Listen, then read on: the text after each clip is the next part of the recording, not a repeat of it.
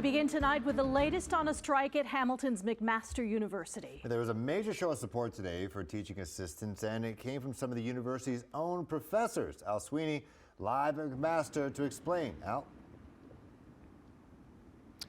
Hi there, Phil. Well, it's quiet here now, but there were plenty of people around here during the day, protesters and strikers.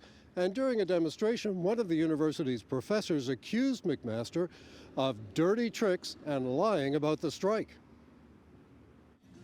With McMaster teaching assistants and research assistants in the 17th day of their strike, McMaster professors stepped up with a teach-in by some of the faculty to support the TAs.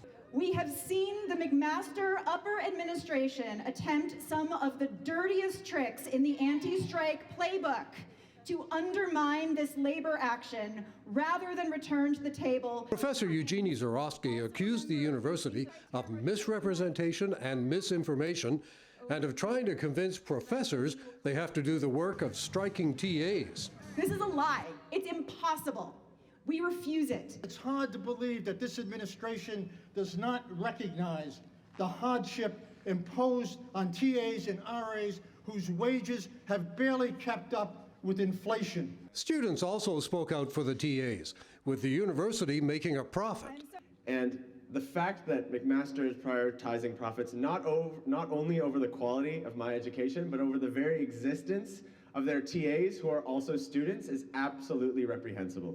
TAs and RAs hold our university together. We're seeing this by how hard it's been in classes without them the past few weeks. With no sign of an end to the strike, union members and some professors say some students won't get their marks this term without TAs to do the marking. The university wouldn't go on camera, but McMaster issued a statement saying the union does not speak for the university. However, it did not deny that some courses won't be marked. It also said more than 45% of union members are not striking and are working as normal. The strikers from McMaster expanded their picket line today to downtown Hamilton.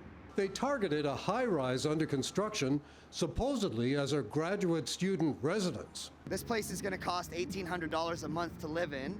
They only pay us $11,000 a year, and they put limits on how many hours we can work elsewhere, leaving us in a really impossible situation. And so the question we're asking is, who is this building for? Meantime, with professors and others marching to the picket line in support. It's awesome. I mean, it shows that the faculty also wants to help us out as much as they can. The strikers say they're waiting for any movement toward a resolution. The university's going to have to bargain, for one, which they haven't been doing at all.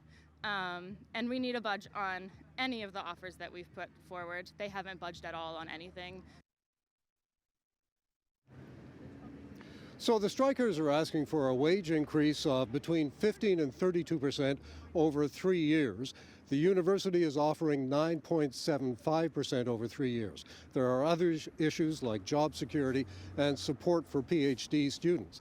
Now, both sides say they're willing and ready to go back to negotiations, but right now nothing's happening.